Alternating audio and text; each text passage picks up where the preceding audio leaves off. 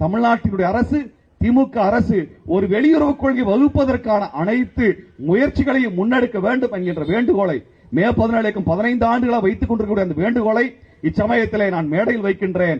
மே 17 இயக்கத்தினுடைய சட்டமன்ற உறுப்பினராக இருக்கக்கூடிய தோழர் வேல்முருகன் அவர்கள் இந்த கோரிக்கையை சட்டமன்றத்தில் முன்னெடுப்பார் என்று நான் உறுதியாக நம்புகின்றேன். காரணம், தமிழ்நாட்டிற்கு ஒரு வெளியுறவு கொள்கை தேவைப்படுகிறது. இந்தியாவினுடைய வெளியுறவு கொள்கை என்பது குஜராத்தி பணியாட்களின் லாபத்திற்காக இந்த பார்ப்பன கூட்டம் நடத்துகின்ற வெளியுறவு கொள்கை. அந்த வெளியுறவு கொள்கையில தமிழர்களுக்கு எந்த இடமும் இல்லை, தமிழ்நாட்டின் நலனுக்கான எந்த இடமும் இல்லை என்றால் தமிழ்நாட்டின் நலனை முன்னிலைப்படுத்தி நாம் ஒரு வெளியுறவு கொள்கையை வகுக்க வேண்டும். அந்த வெளியுறவு கொள்கையின் அடிப்படையில் தான் டெல்லி இயங்க வேண்டும். அது இயங்கவில்லை என்றால் இங்க நான் டிஃபென்ஸ் காரிடார் வைக்கிறேன், இங்க ராணுவ தளம் வைக்கிறேன் என்று சொன்னால் அதை விரட்டி அடிக்க வேண்டிய தேவை நமக்கு வரும். ஏனென்றால் நாம் அறியாமல், நாம் ஒப்புக் கொடுக்காமல், நாம் உணராமல் நம் குழந்தைகள் மீது விழுகின்ற குண்டுகளை மோடி தடுக்க மாட்டார், சங்கிகள் தடுக்க மாட்டார்கள், நாம் தான் எதிர்கொள்ள வேண்டும்.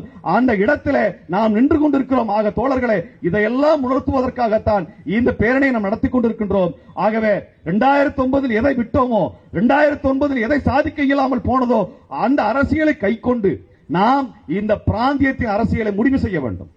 தமிழர்கள் இந்த பிராந்தியத்தின் அரசியலை முடிவு செய்வதற்கான வலிமை படைத்தவர்கள். தெற்காசிய பிராந்தியத்தில் வலிமை மிக்க ஒற்றை இனம் தமிழினம்.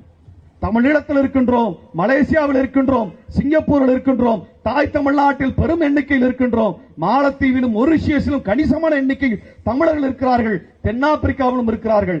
இந்த தமிழினம் ஒற்றை தமிழ் கோரிக்கையோடு இந்த தமிழினத்தினுடைய வெளியுறவு கொள்கை, இந்த பிராந்தியத்தில் தமிழினம் எவ்வாறு பாதுகாக்கப்பட வேண்டும், எவ்வாறு தனது அரசியலை முன்னெடுக்க வேண்டும் என்கின்ற கொள்கை பிடிப்போடு இந்த பிராந்தியத்தில் ஆளுமை மிக்க இனமாக எழுந்து நிற்க வேண்டும்.